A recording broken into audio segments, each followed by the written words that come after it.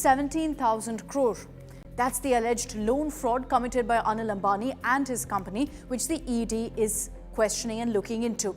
Let's begin by telling you all about Anil Ambani. Of course, we all know he's part of the Ambani family, brother of Mukesh Ambani. But in this explainer, you'll also need to know which companies were or are under him now. Anil Ambani is associated with the Reliance Group, the Reliance ADA Group, which he founded after he split from Mukesh Ambani in 2005. But many of his companies have faced financial difficulties. Some have undergone insolvency proceedings or also in some cases debt restructuring or significant downsizing. He owned Reliance Capital Limited till 2002, Reliance Infrastructure, which is still active. Then you had Reliance Power, which has high debt but is active. Then Reliance Communications, also called RCom, which filed for bankruptcy in 2019. Reliance Home Finance, which has been taken over by lenders. And finally, Reliance Naval and Engineering, which is under insolvency. Anil Ambani claimed in 2020 in a UK court that his net worth was zero due to mounting debts and legal obligations. Many of the companies once under his control have been taken over by lenders or are in bankruptcy proceedings. But the current probe against him is over fraud allegations between 2017 to 2019. So according to ED, a preliminary investigation revealed that 3,000 crore rupees in loans from Yes Bank were disbursed to Reliance Anil Ambani Group.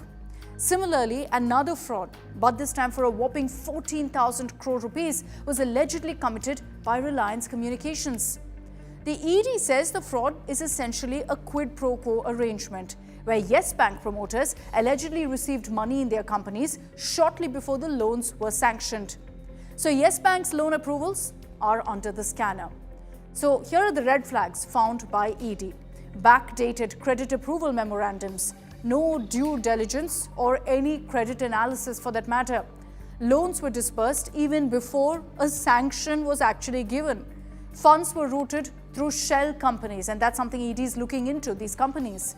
Misrepresentation of financials and evergreening of loans, which essentially means giving a loan to pay off another. Then there's another allegation, the 14,000 crore that I referred to earlier. This is linked to Anil Ambani's flagship telecom firm, Reliance Communications, RCom, which has defaulted on over 14,000 crore rupees and has been officially classified as fraudulent by SBI. That's not all. RCom also cheated Canara Bank of over 1,050 crore rupees, with the SBI preparing to file a formal complaint with the CBI over this. These classifications essentially follow RBI guidelines on fraud recognition, so it's paving the way for criminal prosecution. In another leg of the probe, you have Reliance Home Finance, which is under the scanner for a dramatic increase in corporate lending. From 3,742 crore rupees in 2018 to 8,670 crore in 2019, so over 5,000 crores in a year. The red flag here is alleged expedited and irregular loan approvals, besides common directors and addresses for many of the borrowers. Questions have been asked of how loans were given to companies with such weak financials. SEBI has submitted a report on this too to the Enforcement Directorate. Besides all of these companies being under the scanner, the ED is also probing undisclosed foreign bank accounts and offshore assets linked to Anil Ambani and his group entities. Now, these assets are believed to be layered and concealed using complex financial structures and nominee ownership patterns. So the probe is also going to be clearly a long winding one to get down to the root of the ownership. So far, about 18 of Anil Ambani's top executives are under the scanner.